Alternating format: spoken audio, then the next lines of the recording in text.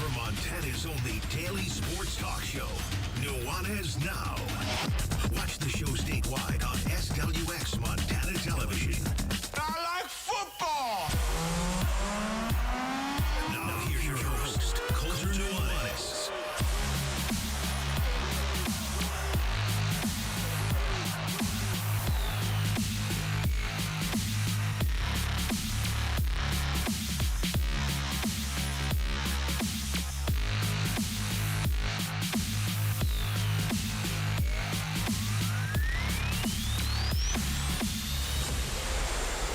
Are you kidding me right now? I cannot wait to go to the lake. I got the sunshine beaming down into these great big windows next to me, surrounded by RVs and boats. Welcome in. It's Nuanez Now, ESPN Radio. Maybe you're watching on SWX Montana Television. We are not in studio because we're here down at Brett's RV and Marine, just up the way from Missoula Broadcasting Company. We're here at 4800 Grant Creek Road. We'll be here each of the next 2 days, so you can find all sorts of details about this awesome spring sale that Brett's RV and Marine's got going on. It's the March Grand Design Sales Event right now. Absolutely the best time to buy a new RV at Brett's RV and Marine for 3 days. That's today, tomorrow, and Saturday. You can find factory discounts across all of their great inventory. The Grand Design Sales Event is on now at Brett's RV and Marine. Ton to get to today in Nuanez Now. Appreciate Brett's for hosting us and for being such a great supporter of ours. They were awesome to help bring you the Montana Football Hour, as well as all football all the time in the fall. So we appreciate all Brett's great support. If you are watching on SWX or on the YouTube channel, we are broadcasting to you through the Northwest Motorsport Studio. You can march into savings with Northwest Motorsport's Markdown Madness. Only a couple days left in March. Crazy to say that. We're about a week away from rolling into April. But for the rest of the month, Northwest Motorsport offering special APRs. You can get a truckload of savings on a great selection of trucks, and more trucks. Northwest Motorsport, you can find the largest inventory of trucks anywhere in the Pacific Northwest by visiting nwmsrocks.com. Some things that I love when it comes to working in media, sometimes you fall upon some connections by happenstance. And that's what we're going to kick the show off with today. Colby Dant, he is part of the Sports Gambling Podcast Network. Colby is a college basketball expert, and he hosts the College Basketball Experience podcast, talking all about betting lines in the world of Division I men's college basketball. And he and one of his partners, they reached out to me a little while ago, asking, saying, hey, we got this Sports Gambling Podcast Network. We'd love to hop on the show. Well, we talked to Colby earlier today, and it's great. So we'll break down the whole Sweet 16, all the matchups that are coming up for you tonight. And it was actually so good that I rapped with Colby for about 25 minutes. And then we decided, well, we got so much more to talk about. Let's talk about Friday's games tomorrow. So Colby will join us during tomorrow's show as well. By the way, we will be broadcasting down here at Brett's RV and Marine tomorrow as well from 3 to 6 p.m. So you can find that on our Missoula Broadcasting Company group of stations, 103.3 The Trail, as well as 105.9 Jack FM and ESPN Missoula here. So you can stay tuned for that. But Nuanez Now will be coming to you from Brett's as well. A ton to get to today, including Colby Dant. We will also hear from Alex Eshelman, our Montana State Minute. Alex, a reporter for SWX Montana Television, based over there in Bozeman. So she just got back from San Diego, and she's had quite a year covering the Bobcats, and her first full quote-unquote normal year with fans and the whole experience, and, you know, going to the FCS playoffs, going to the national championship game, going to the men's basketball tournament in San Diego. So Alex will jump on, sort of recap what has been a great year for the Montana State Bobcats. Also, a couple different things, pieces of prep news to get to. The rosters for the 35th annual Highline Invitational Tournament, one of the fun events that sort of also harkens and beckons the entrance or the reemergence, I guess, of summer. It always takes place up there on the Montana State Northern Campus in Havre. And Thursday through Saturday at the Armory Gymnasium, we're going to have some all-star games. So they released the rosters earlier this week. So we'll go through what the rosters might hold. Here's how the tournament works. You got the Class A versus Class C girls tonight, 5:30. Then the Class A versus the Class C boys is at 7. And then tomorrow, games all day, starting at 8 a.m. So this is just for fun. It's not necessarily a seniors-laden tournament. In fact, you know, Cadence Couture is one of the great players from Missoula Big Sky, one of the great players in the Garden City right now. She's a freshman. there for Tyler Hobbs' Big Sky team. So we'll give you a few details on the fun All-Star game that sort of gets the summer hoop circuit kicked off here in Montana. We also have some soccer on the horizon. It's World Cup summer. So our guy Andrew Houghton, he has a clip from his latest Footy 15. We'll get to him here in a little while. He can set that up for you. We'll talk all about the beautiful game. And we're also going to hear from one of my good friends, and a good friend of this show, Craig Mettler. He's the head coach for the Missoula Sentinel track and field teams. The Sentinel girls, they've won 3 out of the last 4 Class AA state championships. The Sentinel boys have won 2 out of the last 3. So a dynasty in AA track brewing for the Spartans. And track season, it's on the horizon. The first meet less than 2 weeks away. So Coach Mettler, he swung by to give us some insight on just how you maintain such a winning culture. You want to stream the show, you want to be a part of the show, you can always go to our station website, click on Listen Live, and you'll find the stream. 1029ESPN.com is the station call letters. There is the internet website, 1029ESPN.com. And you can also text us, be a part of the show, 406-888-1029. That's 888-1029. Text us today because we're down here at Brett's RV and Marine. It's the kickoff to the Brett's RV and Marine March Grand Design sales event. You can save up to $24,000 on the new Grand Design fifth wheel and travel trailers only the next couple days. That's right, Thursday, Friday, Saturday. You can save big down here at Brett's RV and Marine. We will be broadcasting to you from the floor of Brett's for the rest of this show. And then into tomorrow as well. We'll be down here from 3 to 6 p.m. tomorrow as well. So come hang out with us if you want some Missoula Broadcasting swag. I'll hook you up with an ESPN tote. Maybe get some sunglasses from Jack FM. Swing out by, find some great savings here. Hang out with us. Nuanez now, ESPN Radio. Well, it's so funny to me because sports gambling has only become sort of mainstream, especially around Montana, the Pacific Northwest, for the last couple of years. But in its iteration, probably most of you out there listening have been gambling on sports. You might be asking yourself, what do you mean? When? How? Why? Well, you've been entering your NCAA tournament pools at your office for years, I'm sure. You've been probably doing it at school all the way back to when you were in 5th grade. So it's very fun now to have it sort of be mainstream, but a little bit more complex and a little bit more nuance to it. So we've had a fun time breaking down all sorts of sports gambling things here on Nuanez now. And we're happy now to welcome in a new guest, but a guy I'm excited to share his knowledge with all of you out there here on ESPN Radio as well as SWX Montana Television. He's Colby Dant from the Sports Gambling Podcast Network. He's a college podcasting expert as well as the host of the College Basketball Experience, a podcast talking all about college hoops and gambling. These guys, they got enough cojones to pick every single game in the country all the time. So this is pretty impressive, and we're happy to have Colby here. Colby, thanks so much for joining us, man. How you doing? I'm doing great, and look, I mean, in 5th grade, I got in trouble actually for having a little bit of a book, only about $5 per person, but I did have I got suspended back in 5th grade, and now I'm pushing close to 40, but yes, I've been actually gambling since I guess 5th grade because I got in trouble for it, so. You gotta love it. Well, you set the stage for your future. I guess you could say now you're living your dreams. Yeah, that's true. When I was in the principal's office, she told me, Colby, we need you to work on your future. I'd like to have a conversation with her. I got to get her on the phone. Gotta love it. Well, you said when we first started this that you actually have some connections to Missoula, so you guys do some stand-up comedy too, right? So, and you said you actually swung through the Garden City, and you've been here where we're broadcasting from. So, tell people just a little bit about your connection to Montana. Yeah, I mean, I went to Missoula. I mean, this is probably about 10 years ago, but did some stand-up there and also in Billings. Loved the state of Montana. Unbelievable. I grew up in Washington, D.C., so I had never been to Montana at the time. And, oh, man, I was taken away by how beautiful it was, and especially had a great time in Missoula. Went to a Grizzly football game. Had a absolute blast as I believe they were playing Eastern Washington. Game came down to the wire. Grizz got the win. It was just an awesome atmosphere. It's everything that makes college football and college basketball so great, in my opinion, are these college atmospheres and passionate fan bases. So, yeah, I love Missoula, and I can't wait to get back.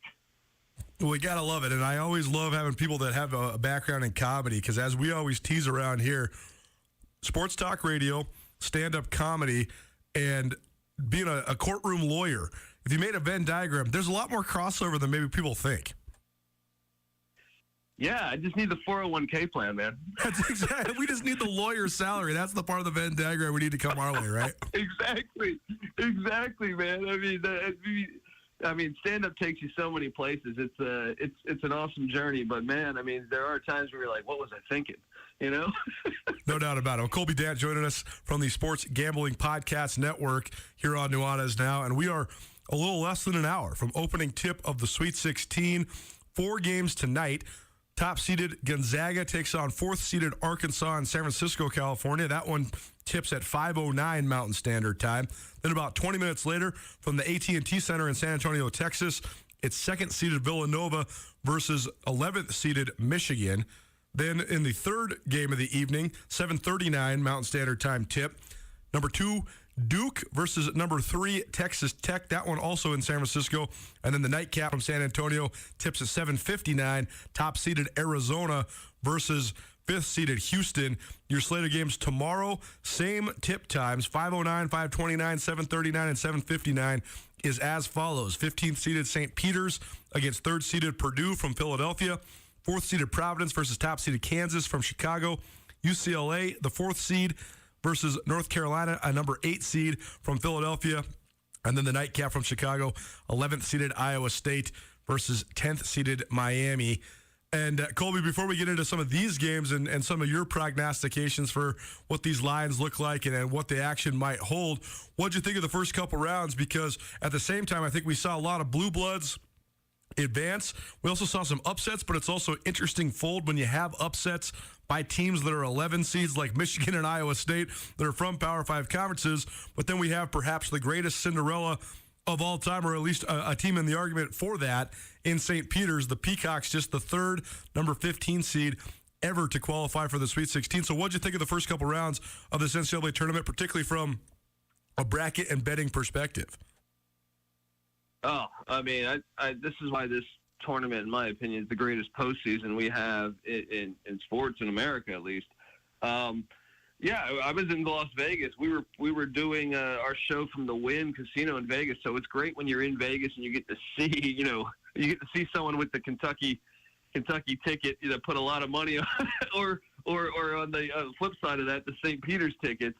But I mean, that's what's so great, really. I mean, I as someone that has been a diehard college basketball fan since the 90s, I think we're in a bit of a renaissance with the sport coming back. The NIL has changed things, also the transfer portal. I know that's some people will say that for a negative way, and there are some negative things to it, but I believe you look at Kentucky, they had no tournament experience, and if you look at John Calipari over the past 3 years, he struggled. Meanwhile, St. Peter's a 15 seed in the Sweet 16 playing last year. We had Oral Roberts a 15 seed in the Sweet 16. This is the changing of the sport, and I think it's very good for the pulse of the sport. And yeah, I mean, some of those games were fantastic. How about that TCU Arizona game? So many great games I felt like last week. That, I mean, what's not to love about this thing? So, yeah, and imagine right now if you're St. Peter's, you're going up against Purdue. Purdue's a gigantic team from a height standpoint, but these guys, if you've already taken down Kentucky, I got to think you got to be confident enough that you can beat Purdue. So this is great, I think. No doubt about it. Well, I think that's an interesting fold, too. So from your perspective, though, when you are sort of making your bets and analyzing lines and things like that, I do think it's funny because we interview so many coaches around here, and so often coaches fall into the get off my lawn mentality, the transfer portal's ruining college hoops. Like we cover the Big Sky Conference extensively, and you always hear coaches belly aching about how they're becoming a farm system for the big leagues, and it's not that true. I mean, every once in a while the Big Sky MVP like Tanner Groves transfers to Oklahoma, but it just is what it is. But I do think it also sets the landscape, though, like you were saying, where veteran teams like St. Peter's maybe don't have as much of a disadvantage against young, if not very talented teams like Kentucky. So when you are diving into it and you're sort of analyzing this stuff, how much do you play in sort of the prestige of the program versus the experience? I mean, how much do you dive into the rosters, and how much do you try to maybe gravitate towards betting on veteran guys rather than young guys? I mean, does that sort of thing play a factor when you're analyzing these lines, these spreads, these money lines, all these things? Yeah, certainly. And it's something that I feel like has changed. You know, we've been picking every game for college basketball, ATS, for the past 5 years. And 5 years ago, I don't feel like we factored that in as much. But now, I think it's something you really need to pay attention to. You know, whether it was Loyola Chicago's Final Four run a couple of years ago, where they had mostly seniors. I know Krutwig and Williamson Williamson was coming off the bench at the time, but he was a freshman at the time. But that was mostly a senior-ridden team, and they made a deep run. I think you have to look at it like that. And I also think for you know, the naysayers, I've heard coaches talk about this. It's a double-edged sword. You might lose Tanner Groves to Oklahoma, but Weber State brought in Kobe McEwen from Marquette. So it's a double-edged sword. You can get players coming out of the Power 5 program that says, you know what, I'm done with this. So I think it's healthy for the sport personally, and I think they should have the freedom to do it. But, yeah, I mean, we factor this in nonstop. I'll tell you this, Arizona, I turned in my first bracket, you know, right after Selection Sunday, and I had Arizona winning it all. And then I said, oh, wait, they haven't won. They don't have anyone on their team that's been in a tournament game. So I'm like, that's a factor. So now, you know, I turned in a few brackets. So after that, I was switching my picks there, and then even like for the Arizona game going on today, I think Houston is going to be able to beat them strictly because of the tournament experience. Well, not only that, I also think Houston plays defense at an incredibly high level, and Arizona showed some flaws defensively. So I definitely think we factor that into almost every game. Colby Dant joining us. He's the host of the College Basketball Experience podcast, which you can find on the Sports Gambling Podcast Network, sportsgamblingpodcast.com. You can find full content and podcasts. All of them are free. Ton of great information, and excited to these guys kind of just reached out to us here at ESPN Radio. You're listening to Nuanez now on both ESPN Missoula as well as SWX Montana Television. And happy to collaborate with these guys because I do think it's very interesting and definitely certainly a part of the future. So let's talk about some of these games that are occurring tonight here in the Sweet 16, Colby. First of all, one that's of huge interest here in Montana is the Texas Tech Duke game because of a couple different reasons. First, of course, Duke, you know, the big bad villain, Mike Krzyzewski's final year at the helm. They have a national brand. People around Montana have either followed Duke from a loving them or followed Duke from a hating them perspective for 40-plus years. But also, Texas Tech, the Red Raiders, is the school that pounded Montana State in the first round. And I was down there live and in person in San Diego covering that one. And I thought the Bobcats were a very talented and veteran-laden team, and I was very surprised that – I wasn't surprised they lost, but I was very surprised that they lost by 35 points in the opener. But I think that a true testament to how talented and how ferocious Texas Tech can be, especially defensively, in the fact that they opened this game against Duke as a 1-point favorite, and now I've seen the money lines and the point spread move all over the place, but what I'm looking at says even money. Neither team favored a coin flip game, so break this one down for us. What do you think of this matchup between Texas Tech and Duke? Yeah, I mean, this is an awesome game, and I was shocked to see the line, even now, at a pick. See, normally Duke has overvalue, much like the Dallas Cowboys when you're betting the NFL or Notre Dame football. The money, the public loves them, always. So they normally have a little bit of an overvalue when it comes to gambling, as you saw. I mean, Coach K hasn't covered a game in a while before that Michigan State game. But I mean, this is another one we talk about where Duke doesn't really have much tournament experience. So I was a bit surprised. I thought Duke would be a 2 or 3 point favorite personally, especially knowing the Coach K angle with it being, you know, potentially his last game. But Texas Tech, to me, is just a flat-out better team on all accounts. I mean, I know you can dive into the analytics, and some of the analytics will tell you that, hey, Duke's, you know, better offensively. They're better. Texas Tech's a team. They got players that have played in the national championship. They got Kevin O'Banner, a transfer from Oral Roberts, who has been lighting this tournament on fire, and he lit the tournament on fire last year. They have experienced players. They're playing defense. I think they're charting at, number 2 defensively in the nation. So I just think Texas Tech is the better team. I thought Duke actually kind of got fortunate to get past Michigan State, and I wasn't high on Michigan State. I will say this, the line smells to me a little bit. And normally when the line smells a little bit, I don't like to bet too much on that particular game. But so the line doesn't make a lot of sense to me based off of what we've been following all year. But I think Texas Tech's the better team, and I think they're going to get the win. I am a little bit reluctant though to go in heavy because the line doesn't make a lot of sense to me. The other thing that I was thinking about, and you can push back on me if you think I'm a crazy conspiracy theorist, but the public loves Duke, but also the networks love Duke, and the networks love storylines. And Mike Krzyzewski is certainly a much bigger storyline than Mike Adams, the head coach of Texas Tech. And the brand name of Duke, certainly a much bigger storyline than Texas Tech in general. And Texas Tech plays such a physical style. And so maybe I'm crazy, but I also think that there's a little bit that I'd be at least analyzing when you talk about playing a little bit more than just 5-on-5. I think that there might be some whistles that go in the favor of the Blue Devils, but maybe I'm just losing it. Maybe I'm just reading too much into this. No. I mean, look, it's funny you mentioned that because on our show, the College Basketball Experience, we previewed the Sweet 16. I think it was on Monday, and we went game by game.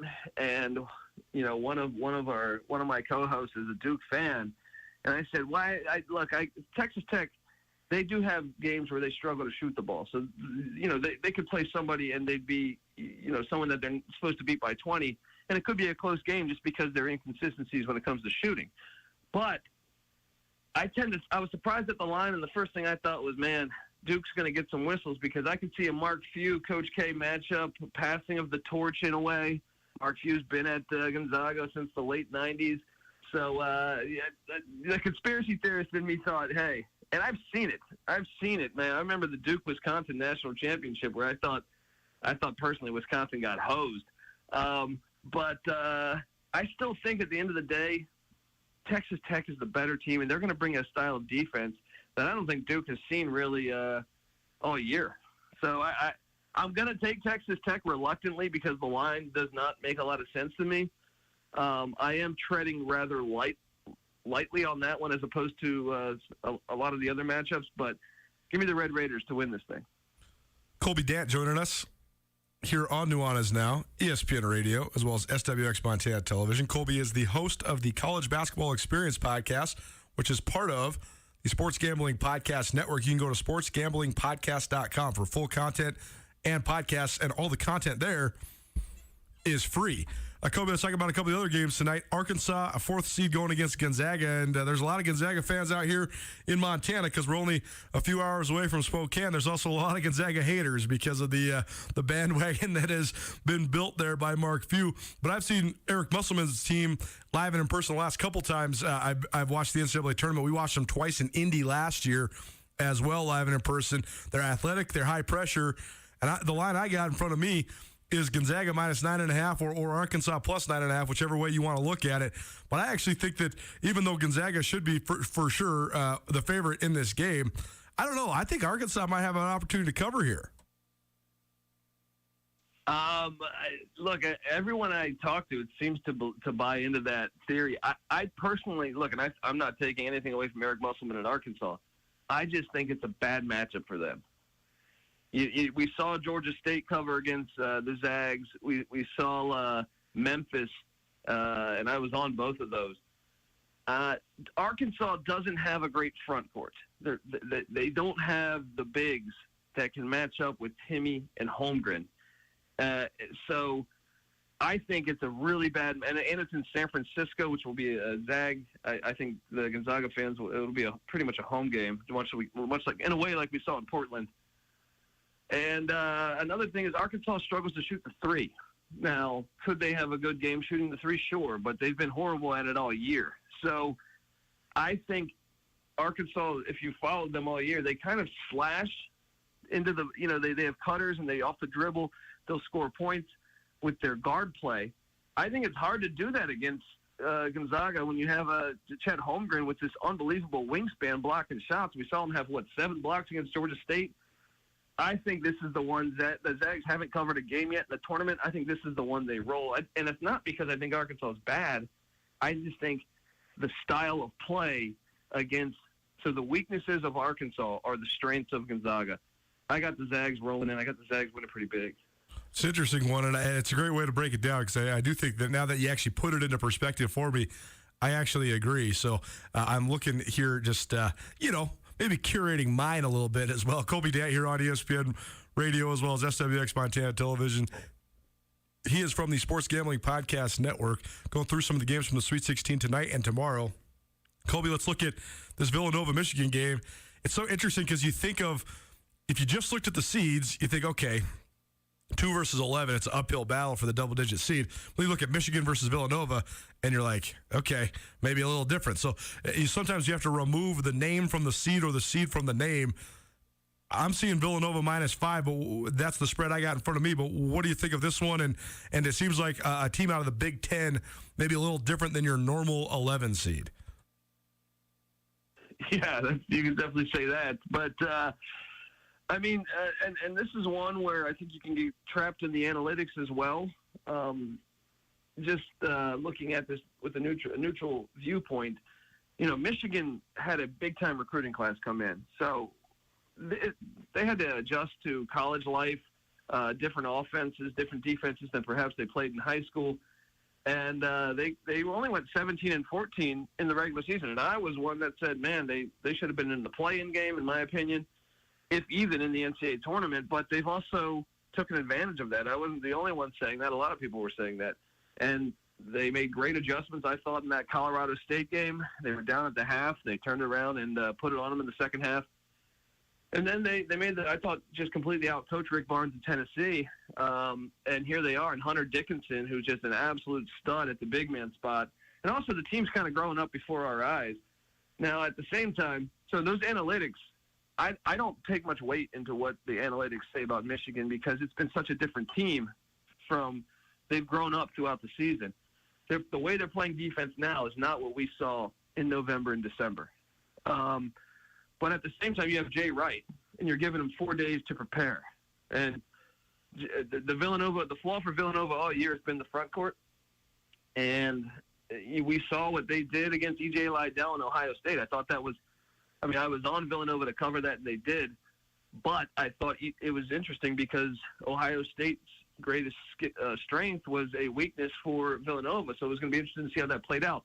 Jay Wright, I thought, made great adjustments in-game to handling E.J. Liddell in Ohio State. And I think he's going to have something dialed up for handling Hunter Dickinson, or perhaps maybe he's going to let Hunter Dickinson get his and make sure everyone else is somehow cut down from what they have been doing the past 2 games. So very interesting matchup. Villanova's the best free throw shooting team in the NCAA tournament, and they're, I think, very close to being the best free throw shooting team ever. They shoot 83% from the free throw line as a team. That's unbelievable in college basketball. Unbelievable. So you need to be on your game when you're playing them because they also take great care of the basketball. They got a senior guard in Colin Gillespie that I feel like he's been at Villanova since the Nixon administration. And this guy is not only clutch when it comes down to if it's a tie game with 3 minutes left or 2 minutes left. He's going to make every shot. We saw him what he did to Providence twice this year. But guard play travels in the tournament. And to me, when talking this game, I'm going to go Jay Wright is Jay Wright for a reason. He's won a couple national championships. You give him 4 days to prep. I'm on Villanova. I think it's going to be a close game, but down the stretch, Colin Gillespie is going to make some shots that'll get Villanova the win. And then also, when they get hacked to go to the free throw line, they don't miss. So I'm going to lay the points and go with Villanova. Gotta love it. Colby Dant joining us. He's the host of the College Basketball Experience, part of the Sports Gambling Podcast Network, sportsgamblingpodcast.com. You can find all those great podcasts all about college sports and everything in between. And Colby, let's talk about then the nightcap. You made an interesting point because I watched Arizona live. I watched that TCU game from San Diego courtside last weekend. What a great game. I thought Benedict Mathurin is living up to the billing as a potential lottery pick for Arizona, but Tommy Lloyd, first year at the helm for the Wildcats, and a roster with a bunch of guys who never played in the tournament. You got Houston, a team that played in the Final Four last year. I know they lost a lot from it, but they got a veteran coach in Kelvin Sampson and a lot of tournament experience. So Arizona -1.5. What do you think of this one? This one's just an awesome matchup. And I know Ed Cooley got Coach of the Year for Providence, and I know Tommy Lloyd in another publication got Coach of the Year. But in my opinion, no disrespect to those guys, the real Coach of the Year is sitting on Houston's sideline and Kelvin Sampson. Not only did they lose key players from the Final Four season a year ago, they had multiple injuries. Marcus Sasser, their leading scorer this year, out for the season back in December, right? Tremont Mark, their third leading scorer and one of their best defenders, if not their best, out for the season in December.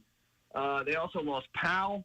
I mean, they have been beaten up by the injury bug. And I was even on the fade. I was like, we got to start fading Houston. Well, no. I mean, Kelvin Sampson has really next man up mentality, and they have looked, with the exception of a couple losses to Memphis, they've been on fire ever since. And when you really dive into the analytics on this, I think it makes a lot of sense to take Houston here. And when you add in tournament experience, we just touched on this with Duke, or why is Kentucky at home? Or why did TCU almost beat Arizona? I think there's a few things. TCU, first off, that Arizona defense, I don't know if it was TCU is not an offensive juggernaut by any means.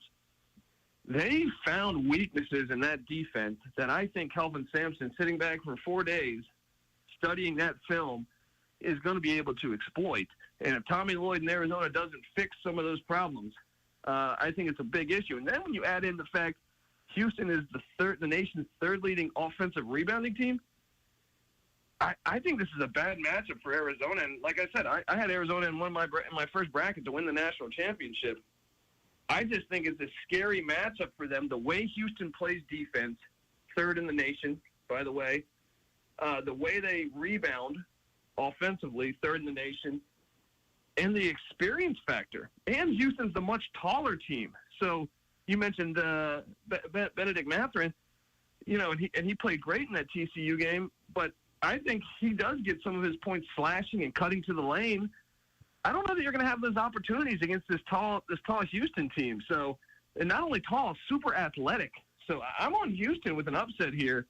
I think this is going to be an awesome game, but the contrast in styles to me also pretty interesting. Arizona's kind of a finesse team now. I've been completely impressed with them, the way they share the basketball, the way they pass the tempo they play at. But at the same time, I just think it's a bad matchup, and I think Houston was disrespected by the selection committee, giving them a 5 seed based on their record. Ken Palm's analytics had this team as a 2 seed. So they got really disrespected, and I think that's bulletin board material for Kelvin Sampson. I got Houston in an upset here, and it's in Texas. It's in San Antonio. So I think Houston's going to pull the upset here. Can't wait to watch this game, though. Contrast in styles all over the place. Great stuff, man. Colby Dant of the Sports Gambling Podcast Network.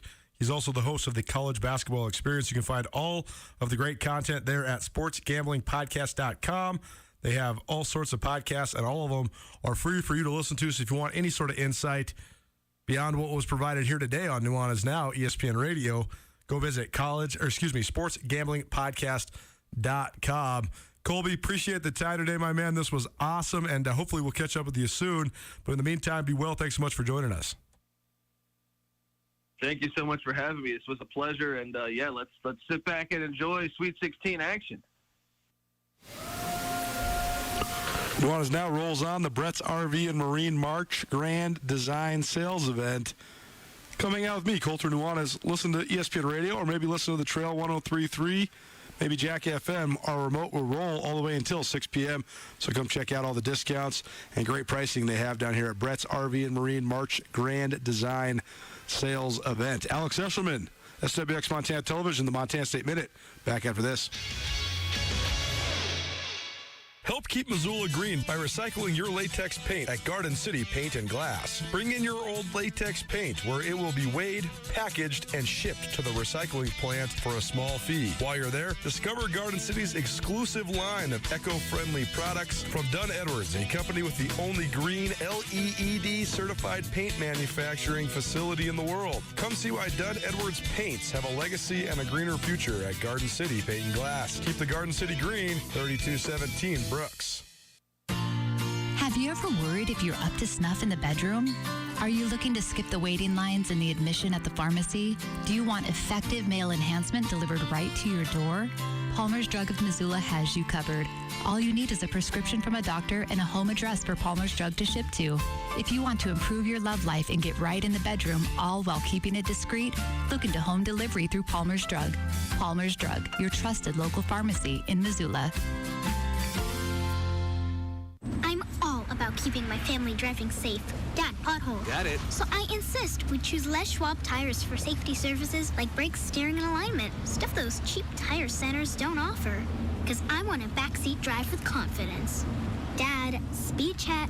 At the Les Schwab Spring Tire Sale, save up to $150 when you buy select tires with financing. Les Schwab Tires, celebrating 70 years of doing the right thing. Limited time offer. Terms and conditions apply. See leschwab.com/sale for details. Part of the glory of building a business comes from leaving a legacy to ensure your business continues thriving into the future. Have you asked yourself lately, what is your plan? Forming a personalized business succession plan is essential to know the passion you put into your business will carry on. Nick Tabor at Westpac Wealth is here to help you navigate all your business succession and retirement planning needs. Give Nick a call at 728-6699 and keep the spirit of possibility vibrant while making your future more tax efficient with a personalized business succession and retirement plan for you.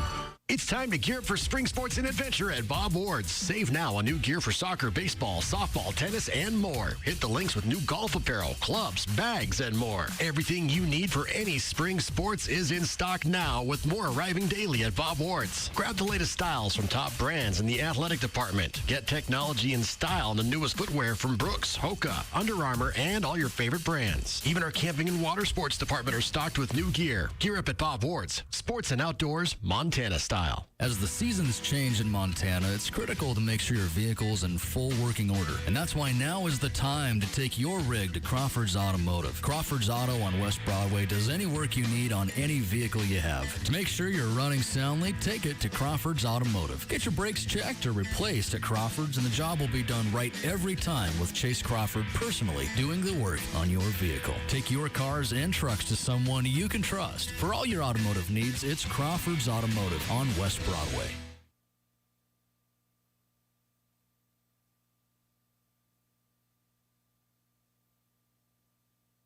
I'm waking up, I cannot see that there's not much left of me.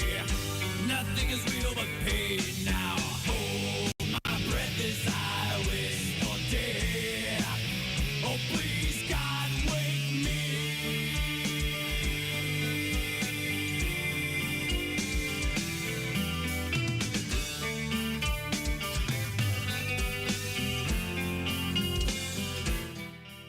Nuanez coming to you live from Brett's RV and Marine.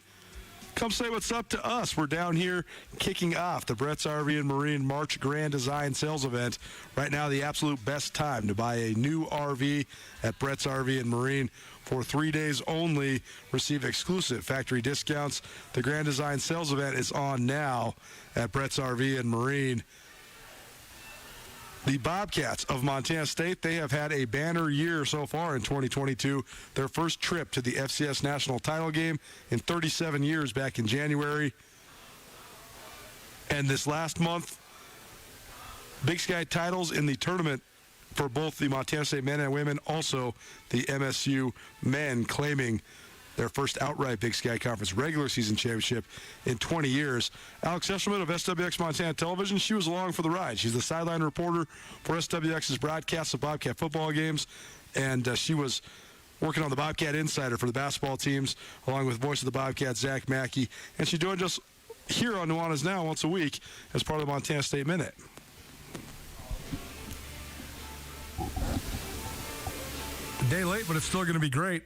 the Montana State Minute with Alex Eshelman. She joins us once a week, usually on Wednesdays, but we didn't have a show on Monday, so we're sort of one day behind all the way down the line. But Alex joins us now here on your Friday. Nuanez now ESPN Radio as well as SWX Montana Television. And Alex, I know that you're familiar with the part of the country we were just both in, but I had a great time in San Diego, my first time to that neck of the woods, and I loved it. It was one of my favorite American cities I've been to, so you're pretty lucky to have spent some time there before in your past. Oh, yeah, definitely, Coulter. So, yeah, Sacramento is a little further away from San Diego, about 8 hours or so, but I do have some family who live in Southern California, so I grew up regularly going back there, like you said, and sunny and 80 degrees throughout last week didn't hurt, did it? Exactly right. And it was funny because we got to San Diego and we saw you right before Montana State's first round NCAA tournament game tipped. And my indelible memory of you said, Coulter, Texas Tech is so big. And then that narrative played out throughout that game. And so it was sort of a Bobcats got punched in the mouth and weren't really able to respond from it until it was almost too late. They were already down 20 points by the time they started fighting back. But just your overall take on Montana State's 97-62 loss, first round of the NCAA tournament.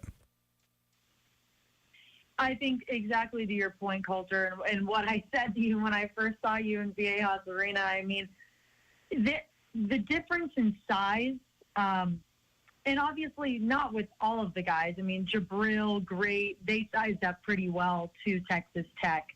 But, my gosh, Texas Tech, I think, might be the biggest in size-wise in the tournament. I remember after the game, I ran into Mrs. Sprinkle, and we were kind of talking about the game, and she said the smallest guy on Texas Tech's team is 6'3", 200 pounds. And I was like, that is insane. I mean, and they looked that way. They were just, not only were they tall, but they were just athletic and big, and they were able to move quickly and be aggressive. And definitely, I mean, even Coach Sprinkle talked about it in the postgame. He said if they play the way they did today throughout the rest of the tournament, I don't see how they're going to lose. So, yeah, obviously, like you said, Montana State got punched in the mouth a bit in that game. However, what an incredible experience. And similarly to how we described the football season, Coulter, the basketball season was also surreal. And getting to watch the team throughout all of last week experience March Madness and take the program to new heights and get back there for the first time in 20-plus years, there were smiles across the board, and you could feel just the happiness within the program. Alex Eshelman from SWX Montana Television joining us here on ESPN Radio as well as on SWX. We do this once a week, the Montana State Minute, presented in part by J&V Restaurant Supply and in part by Jake Dubeck, your Montana realtor. And Alex, that's sort of the overwhelming storyline coming out of this because Montana State in both men's and women's basketball, they got smashed in the first round of the NCAA tournament. Yet, right. I think that's a microcosm of a bigger discussion about the Big Sky Conference and what's lacking to be able to compete at the highest level of college hoops.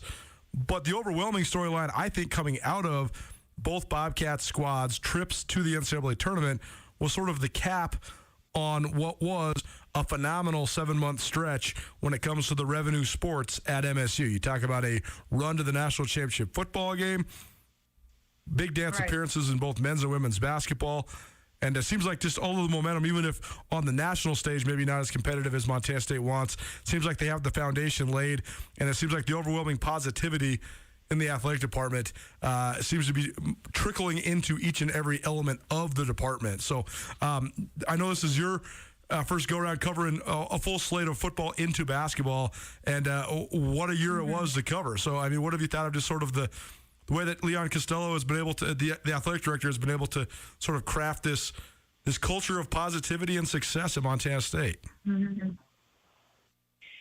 One word to describe the entire year: magical, Coulter. I mean, really, you can't ask for anything better. And I don't want to be a negative Nelly, but it is hard to think, like, how is this going to get any better aside from, I guess, winning the FCS championship or winning a game in the Big Dance and having a run. I mean, what more could you ask for? It has been so special to cover, and it's always nice to cover teams when they're winning too. They're happy and they want to talk about things and they want to talk about their team. Like you said with Leon Costello, and I think I might have already mentioned this at one point on your show, he said to me in the middle of football season, he said, listen, you think that the football team's good right now? Our basketball programs, and everything. He said track and field, tennis, skiing, everything across the board. Our athletic department, you're going to see it at its peak, at its like best moment that it's been in a long time. And his statement, it rings true. It's true at this point. And my favorite part about the entire experience of being in San Diego, and even though, Montana State men's basketball lost as well as the women's, what Xavier Bishop said in his post-game interview, he said, coming to Montana State this year particularly, it made basketball fun again. And he said that was you're sitting there. And we were both sitting there, and that to me, I want to cry in interviews all the time because I get emotional about listening to the storylines of everybody. But that to me is what it's all about. No doubt about it. And those guys were a special group. And we talked during the football season about how, I've covered Montana State now for a decade plus, and I thought that this group of football guys was one of the most special, and I thought this group of basketball guys was as well. Especially Xavier Bishop. He was so awesome. He came on this show multiple times. Abdul Muhammad, such a gregarious character as well. What are some of your favorite parts of both the men's and women's basketball season, whether it's the characters or the subjects involved or the results or anything like that? I mean, what will you remember most about these two runs for MSU and hoops?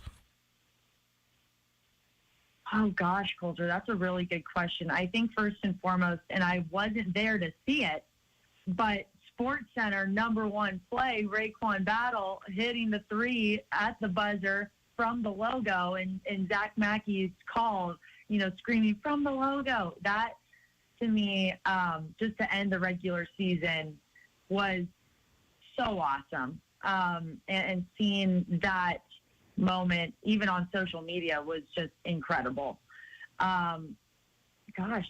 Between the men's team also, getting the regular season win and seeing how happy Coach Sprinkle was and the players and the tears. For the women, probably my favorite moment was the game with Cola Bad Bear and honoring No More Stolen Sisters. That to me was so powerful, and the halftime performances were so beautiful. And seeing, not many basketball programs honor, that. And I'm so happy that the women's basketball program is shedding light on a very important cause and group of people, and I think that's only going to get better. And on top of it, how nice all these players and the coaches are. I mean, it's just such an honor to work with everybody.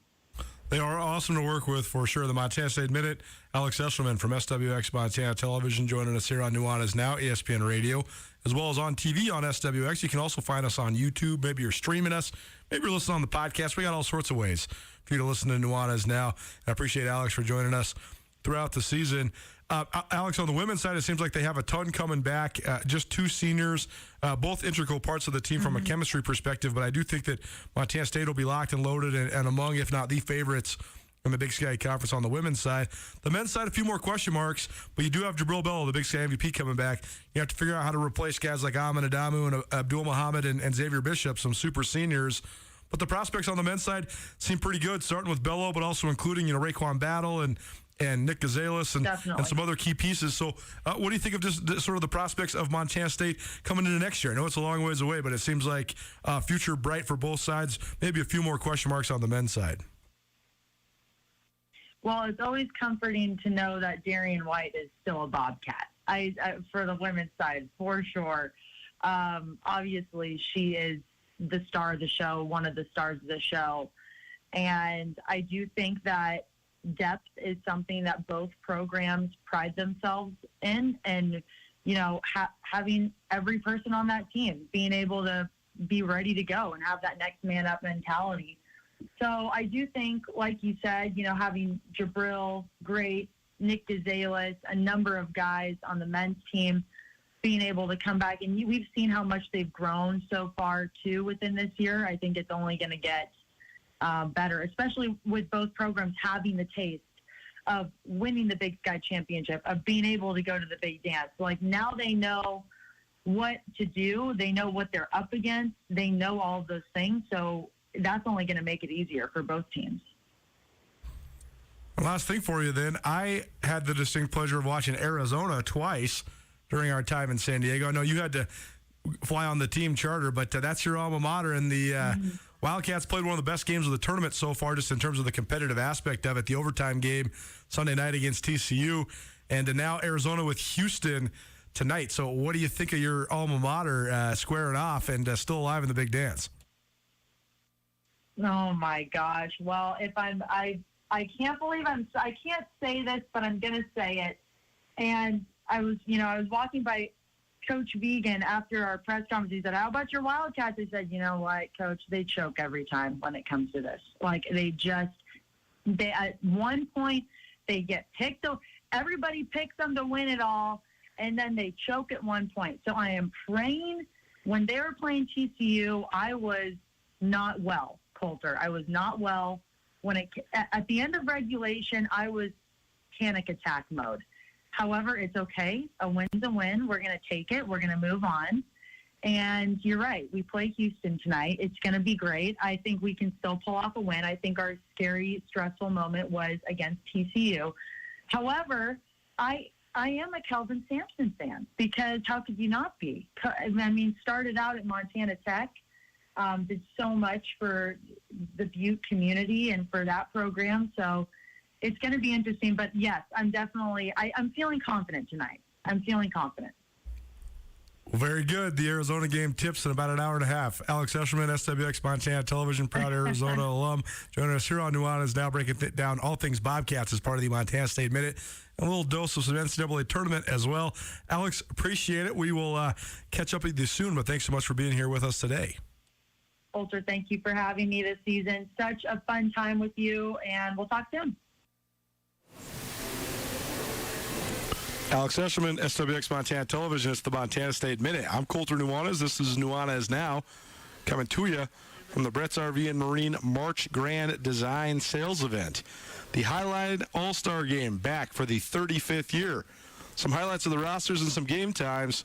More prep hoops coverage here on ESPN Radio. Keep it right here, 102.9 FM.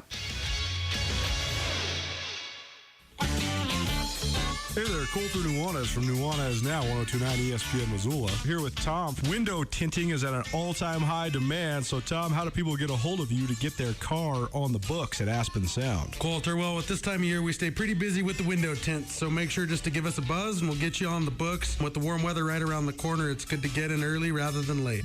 Aspen Sound, located at 1300 West Broadway in Missoula. Feel the music at Aspen Sound. Katie O'Keefe's Bar and Casino is one of the best places to watch sports in all of the Garden City. Located at 2100 Stevens in the Stevens Center, this friendly neighborhood hideaway is a fantastic place to watch the NCAA tournaments with your friends and family. And Katie's is also a proud sponsor of the Nuanez Now Bracket Challenge, offering more than $2,500 in prizes for whomever can fill out that perfect bracket. All March long, come watch the March Madness at Katie O'Keefe's, where the drinks are cold and the people are friendly. Have you ever worried if you're up to snuff in the bedroom? Are you looking to skip the waiting lines and the admission at the pharmacy? Do you want effective male enhancement delivered right to your door? Palmer's Drug of Missoula has you covered. All you need is a prescription from a doctor and a home address for Palmer's Drug to ship to. If you want to improve your love life and get right in the bedroom, all while keeping it discreet, look into home delivery through Palmer's Drug. Palmer's Drug, your trusted local pharmacy in Missoula. Open your new Stockman bank account anytime, anywhere with online account opening. Now, you can open an account in minutes on your laptop, tablet, or mobile phone. It's convenient, simple, and secure. Open your new account account today at stockmanbank.com. Then add our online and mobile banking services so you can manage your money when, where, and how you want. Stockman Bank, Montana's brand of banking. Member FDIC. The Silver Slipper is the place to watch all the basketball madness this month. Monday through Friday happy hour from 5 to 7 p.m. Half off drinks, $1 off beer, and $1 off wine. There will be daily drink and food specials, plus the Silver Slipper Bracket Challenge with prizes for first through third place and a daily drawing for a gift card. Must be present to win. The Silver Slipper has over 55 TVs, so you won't miss a game. Head on down to the Silver Slipper, across from Walmart on Highway 93 in Missoula. The Silver Slipper is the place to watch all the basketball madness this month. Here at Florence Coffee Co., we are proud to serve the finest flavors under the big sky, like our smooth and delectable cold brewed toddy coffee. Florence Coffee's fresh brewed toddy coffee is known for its low acidity and smooth flavor. Served over ice, add your favorite flavor or an iced coffee like no other. Try one today at any of our Floco locations around Western Montana and visit us at florencecoffeeco.com. Florence Coffee Company. This is Nuanez Now on 102.9 ESPN Radio Missoula. Fake the heat and scratch your hips, skinned up knees and soft lips. I'll breathe the life, things stay alive, and when you breathe up the light, let go is hard holding on. One more trip and I'll be gone. So keep your head up, keep it on, just a whisper of your own. Take a breath and make it big. 5, 4. What's up, Montana? Welcome back. Nuanez Now, ESPN Radio, as well as SWX Montana Television. Colter Nuanez coming to you through the Northwest Motorsports Studio, but we are not in studio because we are here. That's right here on the sales floor at Brett's RV and Marine. Getting the Brett's RV and Marine March Grand Design Sales Event kicked off. Right now, the absolute best time to buy a new RV at Brett's RV and Marine. Today, tomorrow, Saturday, you can swing by and you can get exclusive factory discounts. They can't even tell you how low the discounts can be, but up to $25,000 in discounts in Grand Design RVs. I got a bunch of them surrounding me right here as we sit on the sales floor, and it's pretty cool. Through the Northwest Motorsports Studio, which means you can find great savings all month long with Markdown Madness at Northwest Motorsport. Get a truckload of savings on the greatest selection of trucks, and more trucks. You can visit nwmsrocks.com. How about a little prep hoops? The high school hoops circuit finished for the year, but kicking off the spring sort of club / all-star game circuit. And starting tonight up in Havre, 5:30, the tip for the Class A versus Class C girls. And then 7 p.m., Class A versus Class C boys. It's the 35th annual Highline Invitational Tournament hosted by Montana State Northern up in Havre. And it'll run Thursday through Saturday there on the Northern Lights campus. And there's a variety of games. You got the 2 games tonight, but then you got Class A girls versus Class AA girls at 8 a.m. And then the same rendition on the boys' side at 9:30. Class C versus Class B girls at 11.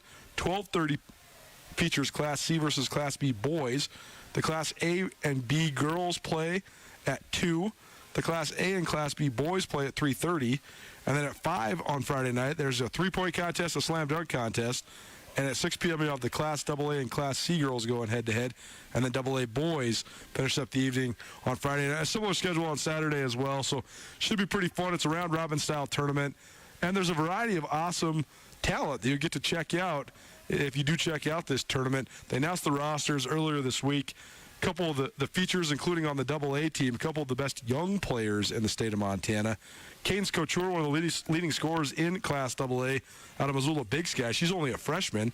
And then Brianna Williams, she had 25 points for Billings Skyview in the Class AA state championship game against Hellgate, and she's only a sophomore. A lot of people are saying that she is a high-level Division I recruit. Maybe not even Big Sky Conference, but maybe even Pac-12-like. And we've always had great female recruits coming out of the state of Montana in hoops. Great girls basketball, great women's basketball in the state of Montana.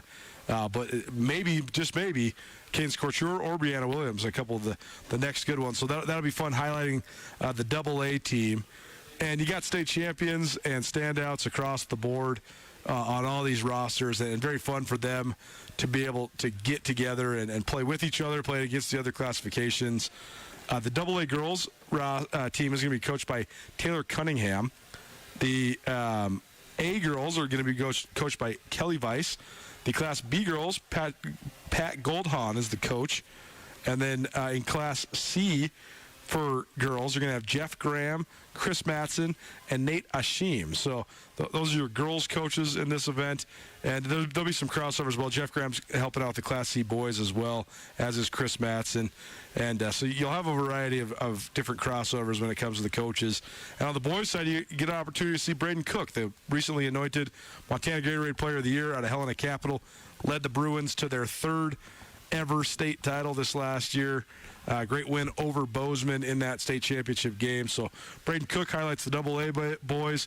Ty Hughes, who was also a first-team All-State selection, he's one of the leaders for Bozeman High, as is Trent Rogers. Both those guys highlight the AA roster as well. Reed Harris, and again, you don't have to be a senior to play in this thing. You can be an underclassman as well. And Reed Harris, who's the outstanding quarterback / sprinter and long jumper out of Great Falls High, he's blowing up the recruiting scene right now. He's got offers from Purdue and Iowa State and starting to get a bunch of D1 interest in the football realm, but also probably going to be a high-level track recruit as well. He's highlighting the AA boys as well. So that'll be fun. The 35th annual Highline Invitational Tournament hosted by Montana State Northern up in Havre gets underway tonight. So we'll have updates for you next week as that thing reaches its completion. Nuanez Now, ESPN Radio, as well as SWX Montana Television. You can save up to $24,000 on the new Grand Design fifth wheels and travel trailers this weekend only at Brett's RV and Marine. Don't wait. Today, tomorrow, Saturday, they have new 2022 Imagine Bunk Horse travel trailers for unbelievable factory-level prices. They also pay top dollar for trade-ins, whether it's paid for or not. So you can either swing by 4800 Gray Creek Road, hang out with us. We'll be doing Nuanez Now here until 6 p.m., or we'll be back tomorrow. But anytime, swing by, or you can visit online at brettsrv.com. The World Cup back this summer. I say Qatar. Andrew says Qatar. Either way, Andrew's got a great interview as part of this week's Footy 15, talking all things World Cup as the return of the beautiful game on the world's biggest stage. So we'll hear from Andrew, as well as Craig Mettler, the head coach for the Missoula Sentinel track and field teams. Nuanez Now rolls on. Keep it right here. ESPN Radio. Part of the glory of building a business comes from leaving a legacy to ensure your business continues thriving into the future. Have you asked yourself lately, what is your plan? Forming a personalized business succession plan is essential to know the passion you put into your business will carry on. Nick Tabor at Westpac Wealth is here to help you navigate all your business succession and retirement planning needs. Give Nick a call at 728-6699 and keep the spirit of possibility vibrant while making your future more tax efficient with a personalized business succession and retirement plan for you. As the seasons change in Montana, it's critical to make sure your vehicle is in full working order. And that's why now is the time to take your rig to Crawford's Automotive. Crawford's Auto on West Broadway does any work you need on any vehicle you have. To make sure you're running soundly, take it to Crawford's Automotive. Get your brakes checked or replaced at Crawford's, and the job will be done right every time with Chase Crawford personally doing the work on your vehicle. Take your cars and trucks to someone you can trust. For all your automotive needs, it's Crawford's Automotive on West Broadway. Whether you're in the restaurant business or you just want to host any big event, J&V Restaurant Supply can make sure you have everything you need. J&V Restaurant Supply is your home for everything kitchen. Whether you're a bear or a bobcat, an eagle or a Scotty, J&V Restaurant has everything you might need. They have locations in Bozeman, Billings, and Great Falls. If you can't make it in, J&V also has a great website, jvrestaurant.com. Get everything you need for your next event at J&V, your restaurant specialists. The Silver Slipper is the place to watch all the basketball madness this month. Monday through Friday happy hour from 5 to 7 p.m. Half off drinks, $1 off beer, and $1 off wine. There will be daily drink and food specials, plus the Silver Slipper Bracket Challenge with prizes for first through third place and a daily drawing for a gift card. Must be present to win. The Silver Slipper has over 55 TVs, so you won't miss a game. Head on down to the Silver Slipper, across from Walmart on Highway 93 in Missoula. The Silver Slipper is the place to watch all the basketball madness this month. About Now, the Montana Club's happy hour features BOGO beverages. Our expertly mixed cocktails, microbrews, domestics, and wine are buy one, get one free 7 days a week from 3 to 5:30. Stop in on Friday for Montini night. Sip on a top shelf martini for only $6, 5:30 to close. When you've worked hard all day and are ready to relax, the Montana Club has got you covered with BOGO happy hour 7 days a week, 3 to 5:30 on Brooks and North Reserve, Missoula. The world of real estate is always evolving. That's more true now than ever. If you are a longtime Missoulian that is looking to upgrade or downsize, it might be the best time yet to sell. If you're in the position to buy something new, today might be the best time to buy. And no matter what questions you have when it comes to residential or commercial real estate, Mike Nugent and the professionals at Berkshire Hathaway in Missoula have your answers. To find out what Mike can do for you, give him a call today, 531-1802. And remember, every question is good to ask. ESPN Radio for Western Montana, KKVU HD3 Stevensville, and 102.9 FM on K275BS Missoula. This moment I am happy.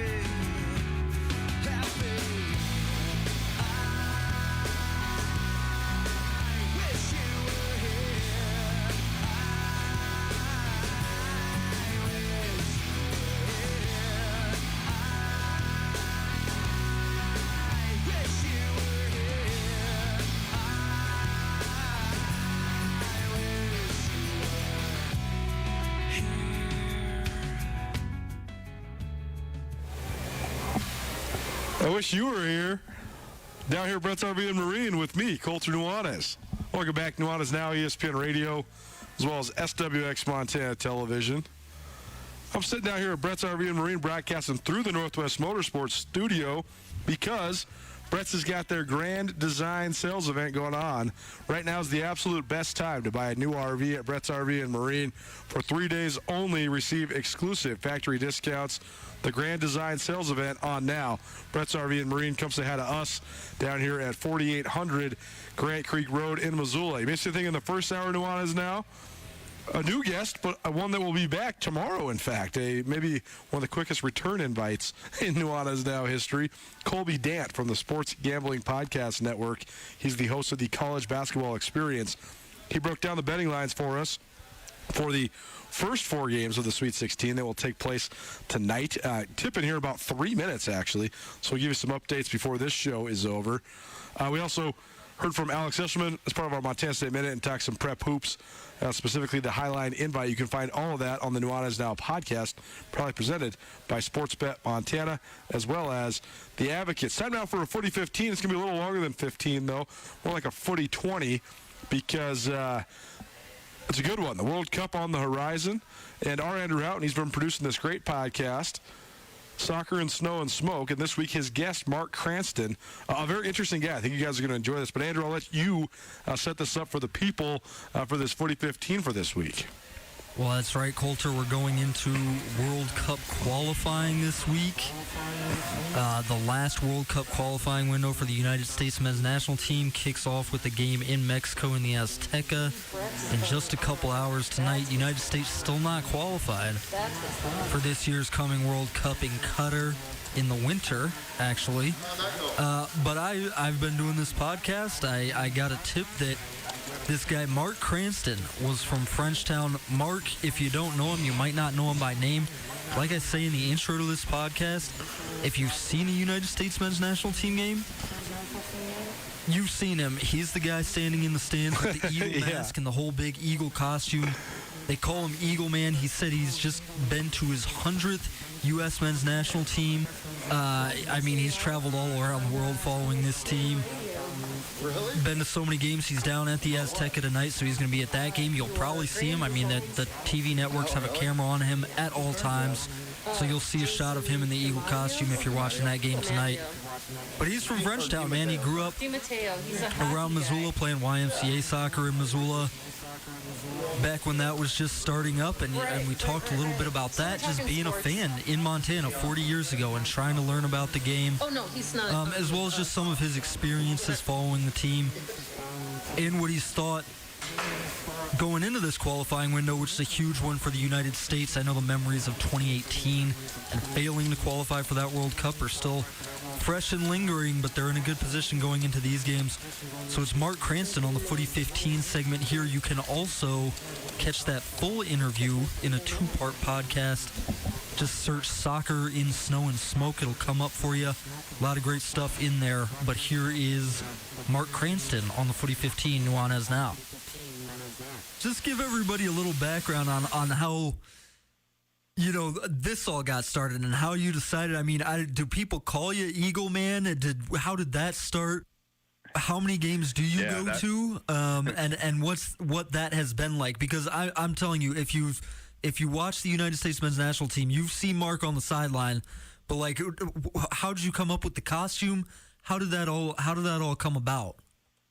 Yeah, it's a long way from Frenchtown. I can tell you a little bit more eventually about kind of my background as a fan then. But I was a big fan for just a couple of years during the NESL years, and then kind of had a lapse there, and started following the national team probably in the 1990 World Cup.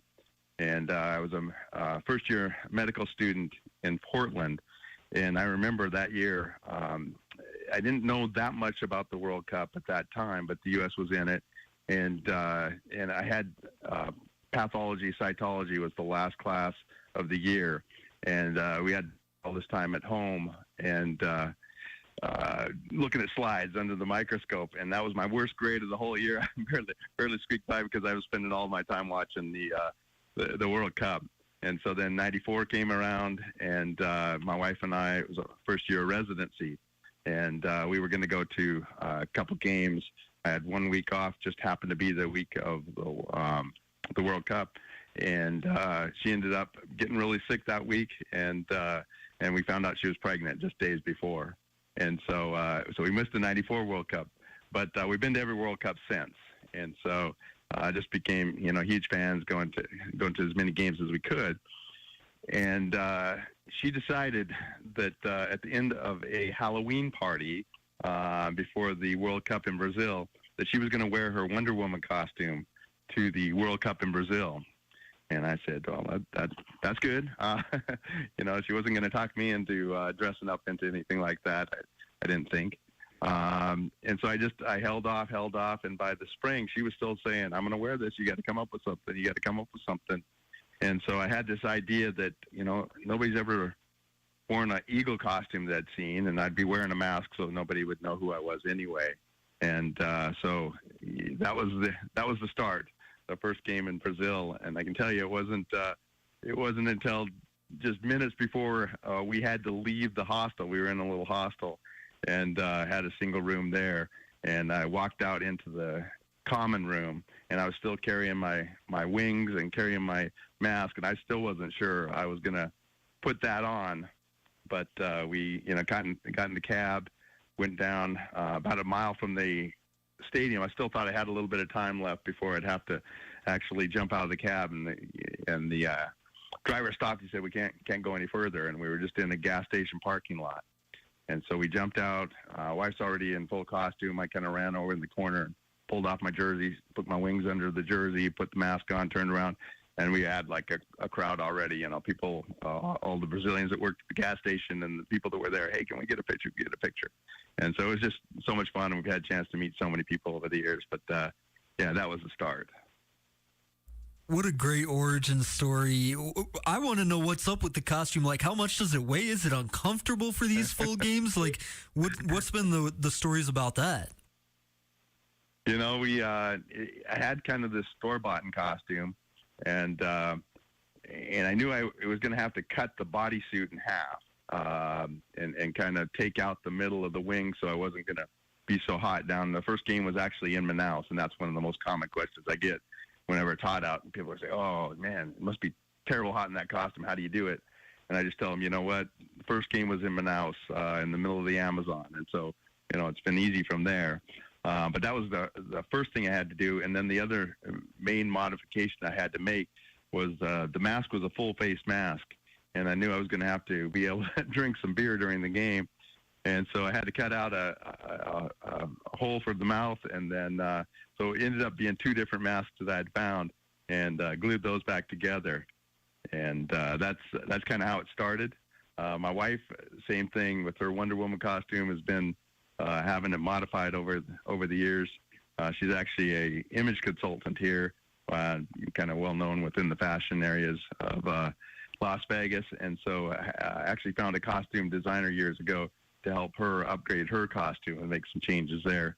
And so I've had some help as well, and it's taken a few changes over the years, and then main thing is just uptake on the mask, and the mask is getting toward the end. So I think we're going to try to get through Mexico in this week, and then it's going to have to go for some major repairs before the World Cup itself this time around.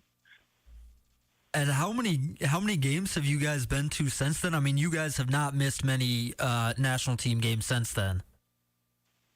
Right. Yeah. So since then, and that happened to be the year that I actually retired from the Air Force. And so since then, I worked as a contractor, and then the civilian job I have now has a lot of freedom. Not on call all the time, or having a clinic practice to manage and all. And so it's given us a lot more freedom, so that pretty much now 90% of the men's games I get to those. My wife probably, about 75% or so. But I just hit last October my 100th men's national team game. So that was kind of a milestone for myself. That's incredible. That's when Mark and I started talking, and this is Mark Cranston, famous United States men's national team fan, the Eagle man, who grew up in Frenchtown, joining us. But when Mark and I first started talking about this, that was just, I thought, the most incredible part of it, the travel and getting to see all of those incredible games. Mark, what's been your best stories from that period? I mean, games that you remember, goals that you remember, plays that you remember, or just some crazy stuff that happened to you? So and well before we even started, dressing up in costumes and stuff, going to games. So my first national team game was in '98, and that was in the Coliseum in L.A. In the Gold Cup final against Mexico. And so I walked right into, something I had no idea what it was going to be like. I thinking back then, I don't know if I even wore, I think I wore like a red, white, and blue shirt maybe, but nothing with stars and stripes or anything like that. Walked in all by myself, and just, amazing experience. Hardly any U.S. fans in the stadium, and just green everywhere. I walked into I remember walking into halftime and into the restroom, and there was a group of guys in green jerseys in the corner, kind of hiding themselves by the urinals, and no kidding, the baggies were being filled up there. And so it was kind of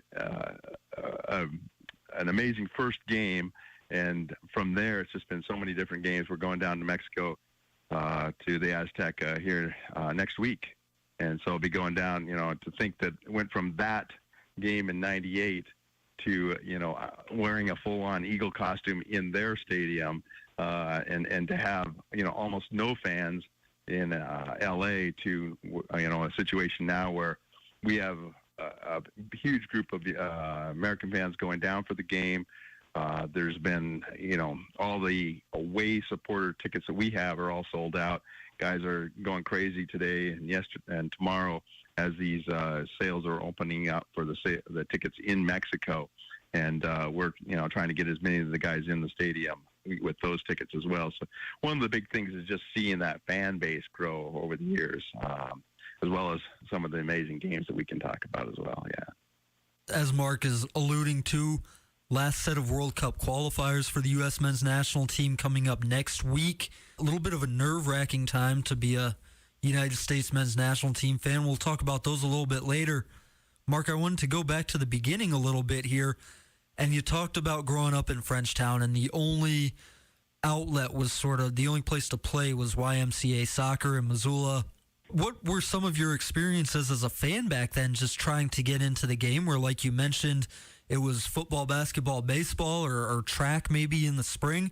but not a lot of soccer. And, of course, MLS wasn't a thing back then. I imagine it was pretty difficult. You didn't have all the European leagues on TV in the United States the way that you do now. What was that like, and sort of how have you seen the game grow since back then, especially in America and even just in Montana? Yeah. So back then, my experience as a fan was probably just, because of just the determination I had, and for whatever reason, I was just drawn to soccer. And so I was able to, first of all, there was Soccer Digest, get this kind of like an Archie comic size magazine in the mail once a month. I don't even think it was probably maybe 9 months, 8 months out of the year, something like that. And in the back of the Missoulian every morning, you'd be able to run out and, if the NASL had games the day before, it would just be a little box score with the standings, maybe once a week the standings were there. Otherwise, it was just listed as the scores there. But I could get on clear nights through the radio. I could get two main channels, and one was KOMO in Seattle, so I could listen to the Sounders, and then another was actually out of San Francisco, and they had what was the ASL, which was the kind of rival league to the NASL, and the San Francisco Fog was the team there, and so that was my there was maybe two games or something like that on regular TV. There was no cable or anything back then, but it was really on the radio. And one of my biggest, I'll tell you a little bit about my autograph collection, but I used to write for autographs, and that was the other kind of connection that you'd have to professional fans. But I remember one night I was sitting there listening to the San Francisco game, and I was about ready to fall asleep. And all of a sudden they came on and said, we want to thank one of our long-range fans, Mark Cranston from Frenchtown, Montana, who wrote to Ian Philby, one of their captain, one of the best players there, and and said, thanks for sending, being a fan all the way out in Montana, listen to our games, and we'll be sending you, autographs and tickets to games, like I could get to San Francisco to see a game. But that was amazing to hear yourself being called out that far away. But that was how I followed soccer, was through the radio back then. When did you see it start to switch and start to pick up steam? And I know this might be the answer for you, but you talked a little bit about the 1994 World Cup that was in the United States, and I know a lot of people point to that event as sort of a flashpoint as to when soccer fandom really started to take off, but maybe it was before that for you. But when did you start to see other people maybe getting into it on the level that you were, or start to find that community, or start to think that changed a little bit? Yeah, as far as U.S. fans, there's a couple points that I always think of when I think of really a change, because in looking at the World Cup, because we've slowly kind of built where, real slowly, very slowly, built where, we'll have fans at home, but seeing fans to travel and fans to go to the World Cup has been a lot different. So in '98, there were just a few of us outside of a train station, waiting to kind of, I guess you'd call it a tailgate. And then in 2002, it's kind of the same thing in South Korea for the games there. There weren't many people around. But in 2006, in Germany, we got on the train to go from the downtown out to the stadium, and it was packed with American fans. And we started, singing on the train. There were a lot of Czech fans along the way trying to get onto the train, and the train was completely packed, so they couldn't even get into the cars. And so that was one point that I always think, wow, things are changing. We actually, have a presence as away fans. And then the next game was the game against Italy, and that was the game where we had the red cards. We ended up tying against Italy, kind of violent game. And in the second half, we were down right behind the goal, and they brought all of the riot police away from the Italian fans who were just sitting in the stadium, and put them in front of the American fans. Not that we were, going to do anything, but we were the rowdy fans in the stadium. And so those two moments in 2006 at the World Cup were times that I look back and I say, wow, things are really changing. And then, we did see significant fans in 2010 and then 2014 from the United States traveling. And so that's kind of that early 2000s is when I think we really started building a solid supporters group and fans for the United States at that time. What's been the craziest travel that you've done for a game, just in terms of getting to a game? And actually, I'll kind of take you outside of, kind of my other just interest is travel in general. And so, take away the national team or some of the club teams. I've had a chance to go to some kind of crazy places around the world. And one of the first things I always try to do is, see where the soccer game's going to be. And my wife always tells the story. She said, "Yeah, we moved to Germany, and I realized, we were going on all these vacations every couple of weeks for the weekend, and I realized every time we got somewhere there was a soccer game going on, and so I've been to a number of different places around the world." Including North Korea, where I just missed getting to go to a World Cup qualifying game. And we were on a tour there and just arrived that night. And we, tried to do everything we could to get the tour guide to alter the itinerary, which is really obviously very strict there. Just couldn't get that to go. And so, we drove by and the lights were on and to this day, I still think, oh man, that was the one I really missed out on. But just some of the other places, we were doing some stuff with the State Department in Azerbaijan, and which is in Eastern Europe, and just north of Iran, south of Russia, and they had their very first World Cup qualifying. So it was early 2000s, just after they had broken away from the Soviet Union. And so they had joined FIFA, and it was their first ever World Cup qualifying game. And I remember it was, just a huge stadium. We had, one translator that happened to be working with us, and then about 8 people from the party that we were working with. And all of a sudden, things opened up, and, there were no tickets. It was just going to be a crush. And we got into one of the little cement ramps coming into the stadium, and it was scary. You were just crushed against that, and we just barely got in, get seated, and then all of a sudden we see at the end of each end of the stadium there was open general admission areas, and fans were kind of coming up over the wall to fill in those areas. I don't know if they went through any sort of ticket entrance or something, but they obviously were just making a rush, and there was police up on the top with their batons kind of trying to beat the fans back, and so that was just crazy situation there.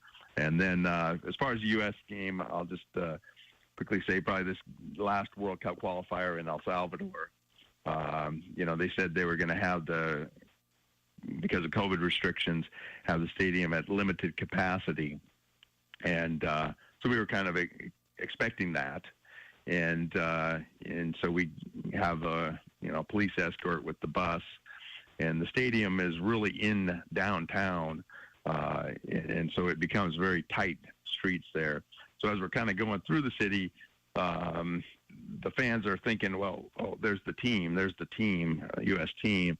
And so we get a few waves, and a few waves with the middle finger and so forth.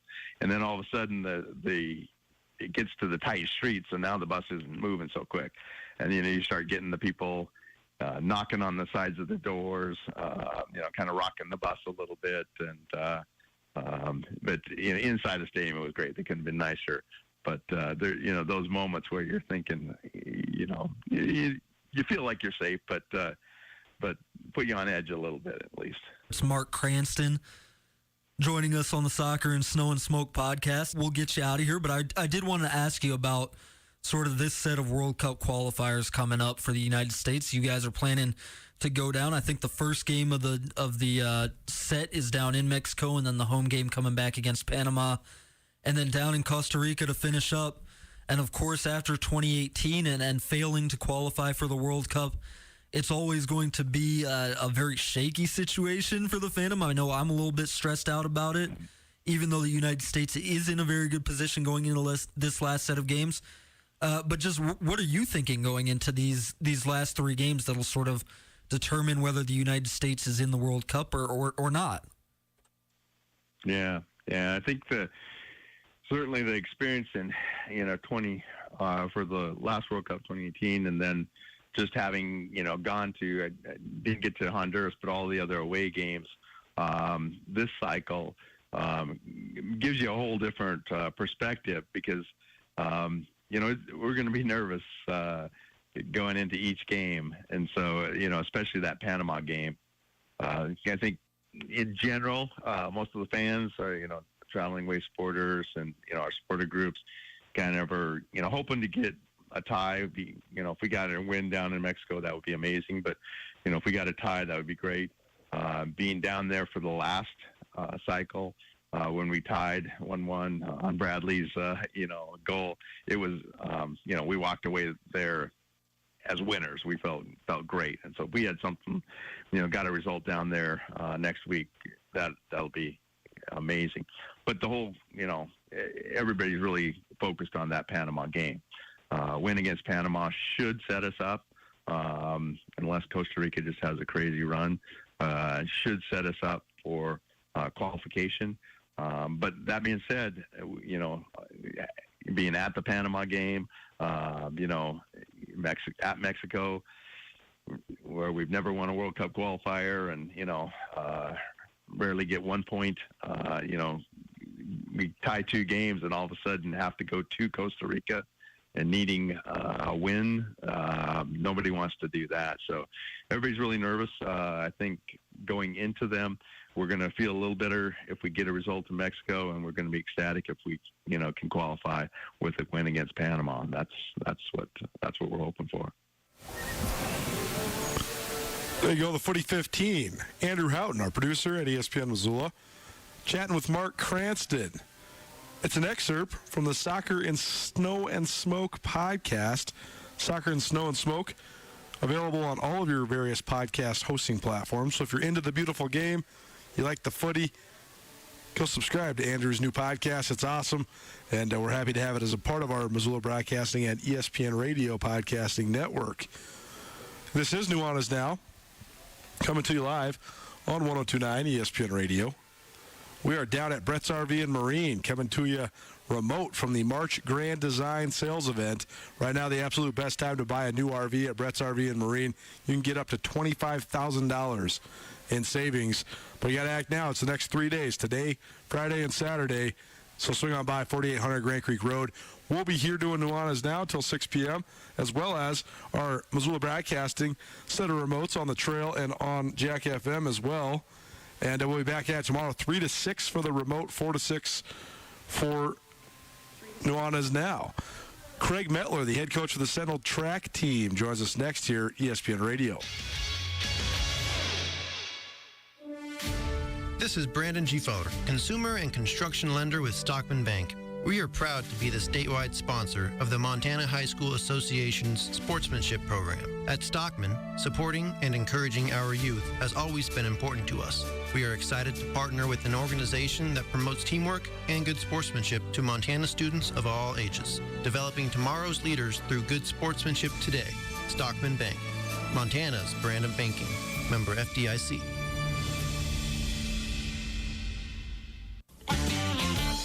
Hey there, Colter Nuanez from Nuanez Now, 102.9 ESPN Missoula. Here with Tom. Window tinting is at an all-time high demand. So, Tom, how do people get a hold of you to get their car on the books at Aspen Sound? Colter, well, at this time of year, we stay pretty busy with the window tints. So make sure just to give us a buzz, and we'll get you on the books. With the warm weather right around the corner, it's good to get in early rather than late. Aspen Sound, located at 1300 West Broadway in Missoula. Feel the music at Aspen Ready to step up your hair game, but just not quite sure where to go? Well, look no further than Compass Barbershop, a modern barbershop for everyone, where they can help you find a style that's right for you. They offer precision scissor cuts and fades in a unique and inclusive atmosphere. Compass Barbershop has it all, including convenient online booking at compassbarber.com, or you can just stop by any day of the week. You can also check out Compass Barbershop on Facebook or Instagram. Find your way to Compass Barbershop, downtown on the Hip Strip, at the corner of modern and retro. Where can you get a $4 beer? You're crazy! Yeah, almost nowhere, except if you go to Paradise. That's right, at Paradise Falls, early and late happy hours abound. So pop into Missoula's coolest hotspot to enjoy $4 microbrews and domestics for $2.75. Plus, select appetizers for only $8. Paradise Falls happy hour, weekdays from 3 to 6. And a late happy hour from 9 to 10, Sunday through Thursday. So stop into Paradise Falls and enjoy the cheapest beer in town. I'm not crazy, I'm just thirsty. The Silver Slipper is the place to watch all the basketball madness this month. Monday through Friday happy hour from 5 to 7 p.m. Half off drinks, $1 off beer, and $1 off wine. There will be daily drink and food specials, plus the Silver Slipper Bracket Challenge with prizes for first through third place and a daily drawing for a gift card. Must be present to win. The Silver Slipper has over 55 TVs, so you won't miss a game. Head on down to the Silver Slipper, across from Walmart on Highway 93 in Missoula. The Silver Slipper is the place to watch all the basketball madness this month. Whether you're in the restaurant business or you just want to host any big event, J&V Restaurant Supply can make sure you have everything you need. J&V Restaurant Supply is your home for everything kitchen. Whether you're a bear or a bobcat, an eagle or a Scotty, J&V Restaurant has everything you might need. They have locations in Bozeman, Billings, and Great Falls. If you can't make it in, J&V also has a great website, jvrestaurant.com. Get everything you need for your next event at J&V, your restaurant specialists. Cover me,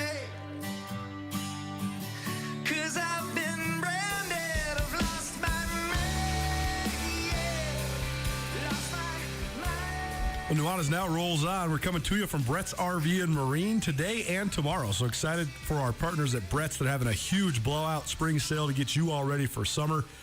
Swing on down. We're having a 4-station remote, not just ESPN radio, as well as the Trail 103.3, 104.5 The U, and 105.9 Jack FM.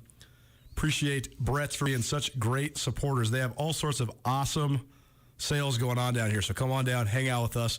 Let's dive into a prep extra. We've been recapping all the state championships from over the last couple weeks when it comes to high school hoops and high school wrestling. But spring sports is on the horizon. So we're actually recording this earlier on here on a Thursday. Good friend of mine, good friend of the show, Craig Metler, the head coach for the Sentinel track team in studio. What's up, Matt? How you living? I'm good, man. Thanks for having me, Coulter. It's always good to come down and see what's going on and check you out, man. The first question that we're asking everybody is, how's your bracket? Brackets, I think 96 percentile. Oh, really? Look at you. So you're good. You're in the money. What's the team that's carrying you? Oh, I'd have to be honest. I'd have to You're look. probably high on the Zags, high on Arizona. I mean, Eastern Washington guy. You know, I'm for sure going to Zags camps from 14 years old for to 18. So yeah, man, pretty. They got to go with the Zags, but Baylor and Kentucky, they hurt my bracket obviously, as they did many people, I would imagine. So, but other than that, I'm sure I have some sleepers, and I think I have some. I've got Texas in there, obviously, at this round as well. In this round Texas as well, Tech, yep. So those schools are helping me. Those mid seeds are helping. The rise of Gonzaga is so fascinating, especially for people that are from this area, because the Zags were always solid. Yeah, and they were like the Cinderella until they became like the Goliath, but they're still kind of a Cinderella because they're from the West Coast Conference. So what do you thought of just their rise? Because it's been sort of crazy to watch. Used to be Casey Cavalry and Richie Fromm with the upsets, and now it's like the marked team with the number one pick is what Gonzaga is now. Yeah. Don't forget my Walla Walla boy, Kyle Bankhead, in there, too. I love it, yeah. Greatest shooter in Gonzaga history. But, yeah, no, I mean, obviously Tommy Lloyd, he had those Australian and overseas connections. For sure. So he's using those now at Arizona as well. But, I think consistency plays a large role in success, right? You had Tommy and you had Coach Few there for so many years, and consistent, strong leadership is going to lead to success. So it's fun to watch because again, when you're a little kid going to those camps and it was so personable with those players for sure, too. yeah. No doubt. It was awesome. There's a Kyle Bankhead, Kyle Korver story that's a great story that we can talk about off air because it might not be appropriate for on air. But I just remember hearing stories about some shootouts that they'd have, and my boy Walla Walla guy Kyle Bankhead coming through and beating Kyle Korver in the 3-point shootout. So it's pretty good stuff. Gotta love it. Let's dive into our prep extra presented by Farmers State Bank. Farmers State Bank enriching the lives of Montanans since 1907. Track season underway. You actually just rolled in right from practice. So you've been doing this for a little while now, Sentinel's head track coach. How difficult's the early season? Because the weather in Montana not always cooperative, even though sort of a nice day today. Yeah, no, it hasn't been officially spring track season yet because we haven't had any snow on the ground. Right. So we're still waiting for the snow on the ground to officially kick off the track season, the spring season. But yeah, you get 1 week of practice with the kids, then there's the spring break. Which is what we're currently currently. And then we have another week of practice before our 4 days of practice before our first meet next week. So, yeah, it's difficult. We're not going to have all the whole team participating next week on our first meet because again, of spring break and only having 9 school day practices before our first meet next Friday. So we'll have half the team there probably competing, but because they got to get those 10 practices in. But other than that, it's going to be we're looking forward to it. It's early, but yeah, we're looking forward to the spring season here. Sentinel, the defending champions of both boys and girls track. It's been, I think, ever in my time living in Missoula, that's been the case for a Missoula high school.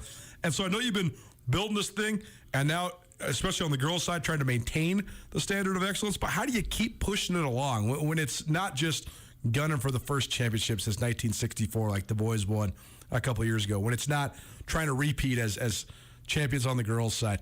How do you keep pushing it and say, hey, we are sort of the team to beat, but you stay the team to beat? Right. You got to tap into your school resources. You got to get some kids out, boys and girls, whether they're soccer, volleyball, basketball, that haven't been out before.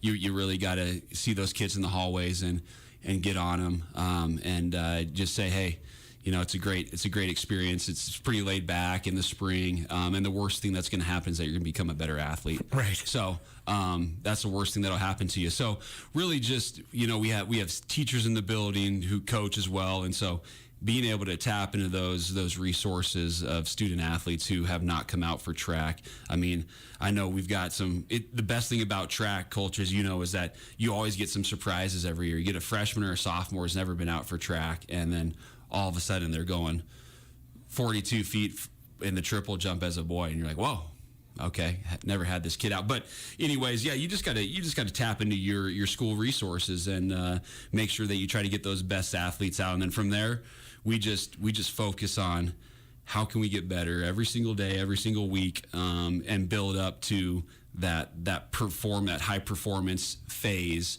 which is divisionals and state track. It's so fascinating, the sort of the science behind it all, right? Because it takes a competitive mindset. It takes an element of luck, but it also takes a lot of planning too. So how is that part involved when you're sort of running the show here and implementing different training regimens for different athletes? How is the art of peaking at the right time? How's that evolved? Well, you got to stay healthy, right? Yeah, for sure. So that's one thing people don't realize about track is it's not maybe the quote unquote devastating injury like you're going to get in football, but pretty much everybody gets hurt sometime during track where it's just a calf tweak or a hamstring pull or whatever, right? Or shin splint. So right, yeah, totally. Yeah, something. So we our philosophy is less is more. We always do. We want the kids to compete or to practice at 100% top end max velocity because that's what we expect on the track, right? For sure. Like we're in terms of sprints, we're going to sprint at 100% all day at practice, but that might only consist of 4 sprints, right? And then you're done for the day. So training at max velocity, and then when it comes to throws and jumps and hurdles, trying to limit how many live attempts they're taking in practice, right? So just always keeping health as as the number one priority. And then from there, our coaching staff does a great job of planning out their season, but it's fluid and it's going to be different for every kid. For example, in the sprints, we have tiers of athletes. Like if you're a freshman, you're going to be in tier 1 most likely, and you're going to work a lot of running technique. We're going to do some tests on you, some vertical, some flying 10-meter sprints, and 30-meter, 60-meter sprints at the max maybe for those younger kids. But then for our older kids, we'll get a little deeper into some deeper sprints with them. But for the most part, we tier kids based on their ability, because we don't want to get them too overworked and overwhelmed. So and that can be said with our distance crew and our throws and jumps, is the kids are tiered based on their ability. So Prep Extra, presented by Farmers State Bank. Ask Farmers State Bank about a personal loan for that camper, vehicle, personal watercraft, anything you need for summer fun. Start the process online, farmersebank.com, or contact one of their experienced personal lenders. Farmers State Bank, enriching the lives of Montanans since 1907. Craig Mettler, the head coach for the Sentinel track team, in studio with us here on Nuanez Now. That part's interesting too, Craig, because when you first started building up this track and field program and you guys first started having your state championship success, so great in the jumps, especially the horizontal jumps, so great in the sprints, and you had a transcendent talent in Rylan Ort throwing the javelin too. That was one of the most fun events I've watched when we were up there in Flathead watching him and Evan Todd battle it out in the javelin that year at State.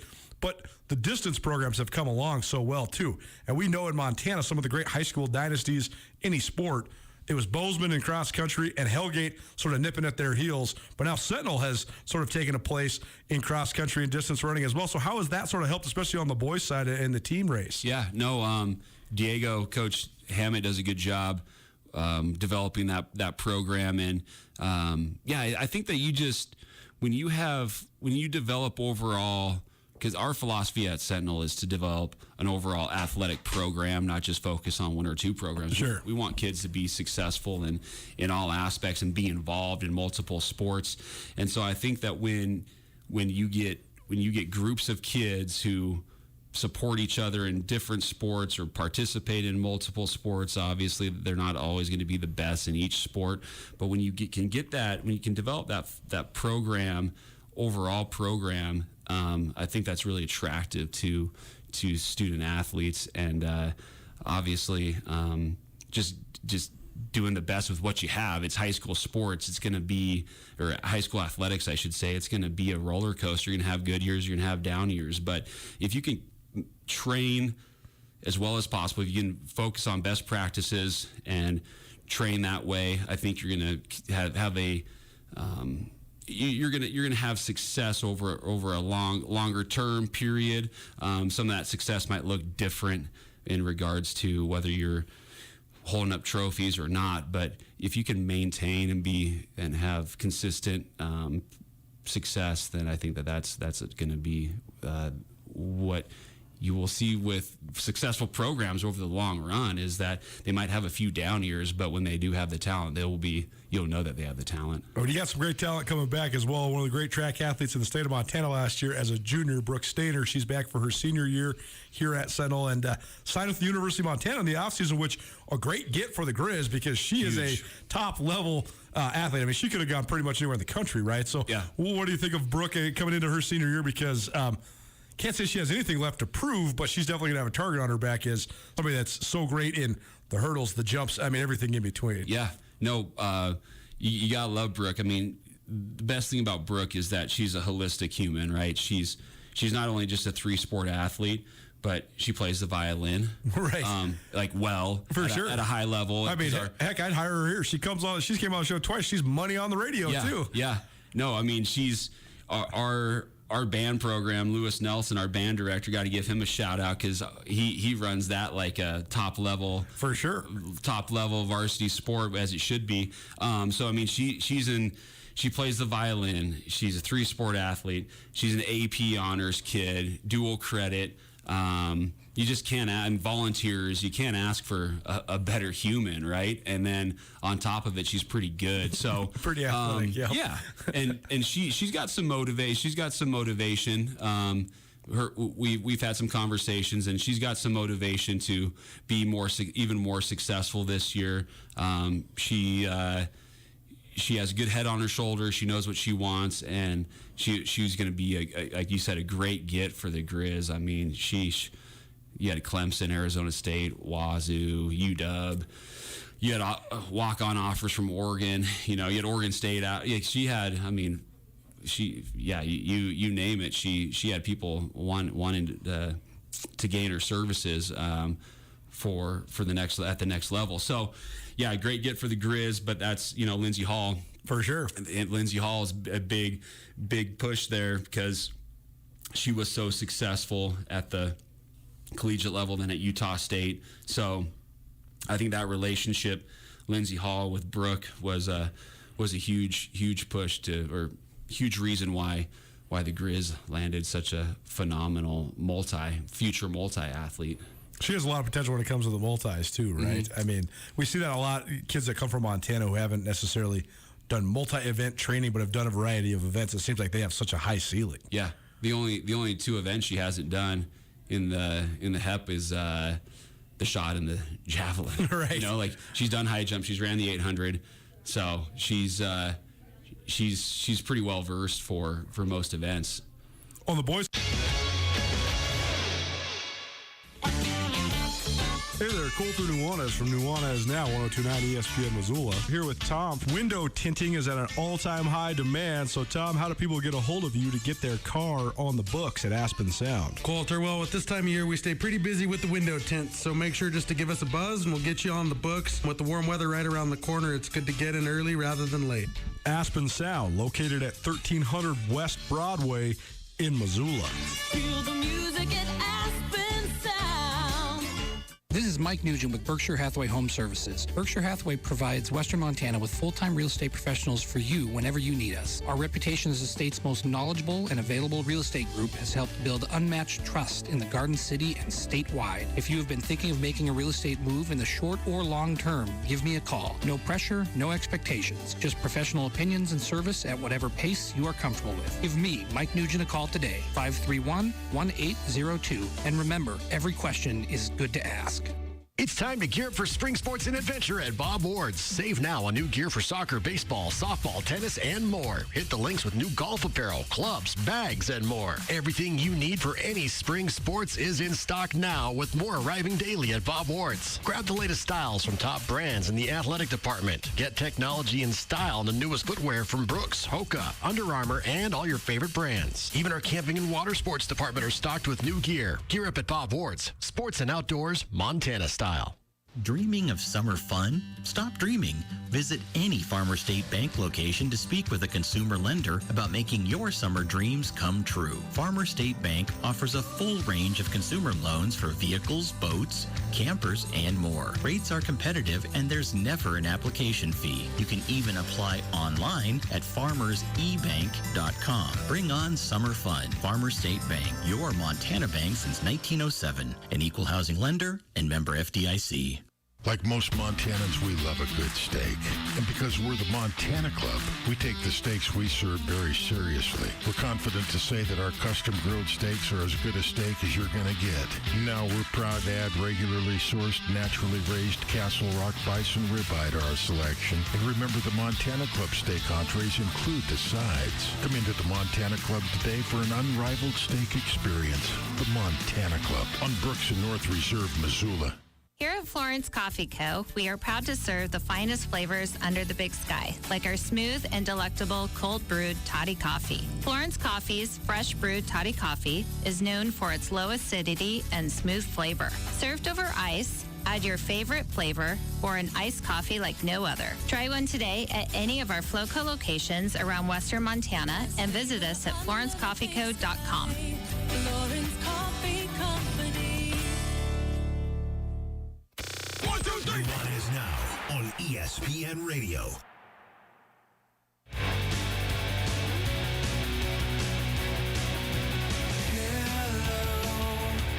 I'm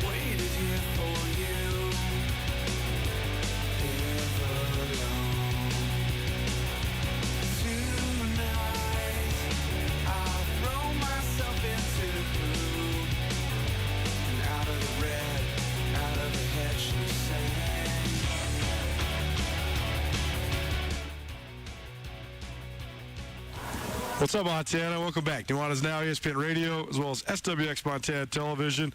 We're coming to you from Brett's RV and Marine. It's the first of a 3-day March Grand Design Sales event right now. The best time to buy a new RV at Brett's RV and Marine. But you only have today, tomorrow, and Saturday for the Grand Design Sales event. It's on now. Brett's RV and Marine, 4800 Grant Creek Road in Missoula. Colter Nuanez coming to you from Brett's. If you missed anything in the show today, fun show. We heard from Colby Dant of the Sports Gambling Podcast Network. He's the host of the College Basketball Experience and a gambling aficionado when it comes to talking lines and picking games. So we broke down the Sweet 16 with him. We also heard from Alex Escherman from SWX Montana as part of our Montana State Minute, talking all things Bobcats. We also previewed the 35th Annual Highline Invitational Tournament up in Havre beginning tonight and rolling through the weekend. Heard from Mark Cranston, a soccer superfan and a expert when it comes to World Cup soccer, part of our Footy 15 with Andrew Houghton. And then we also heard from Craig Metler, the head coach of the Missoula Sentinel Track and Field program. Had to cut that one a little short, but if you want to hear the full version of our interview with Craig Metler, as well as anything from today's show, you can always find it on the Nuanez Now podcast, which is proudly presented by the Advocates, as well as Sportsbet Montana. Tomorrow, another fun show will be coming to you from 3 to 6 down here at Brett's RV and Marine. Normal time for Nuanez Now, 4 to 6. But we'll be down here from 3 to 6 doing a remote on both ESPN Radio as well as the Trail 103.3 FM and Jack FM 105.9. So look forward to that. We'll be joined by Melanie Michael, the head coach of the Grizz softball team. We also are going to give you an update on our bracket challenge and our second chance challenge, and also hear from Colby Dant one more time, breaking down tomorrow's Sweet 16, and a great surprise for you. The illustrious return of Carolyn, the Chicken Doesn't Know Sports. I recorded with her earlier today. It's a hilarious one. You're going to want to tune in. So we'll see you back here at Brett's RV and Marine tomorrow at 3 p.m. And for Nuanez Now at 4 p.m. Thanks to Andrew Houghton and the boys in the back for helping us continue these great remote broadcasts from all around the Northwest. It's been very fun doing all this, and we will see you back here tomorrow. Nuanez Now, ESPN Radio. Open your new Stockman Bank account anytime, anywhere with online account opening. Now, you can open an account in minutes on your laptop, tablet, or mobile phone. It's convenient, simple, and secure. Open your new account today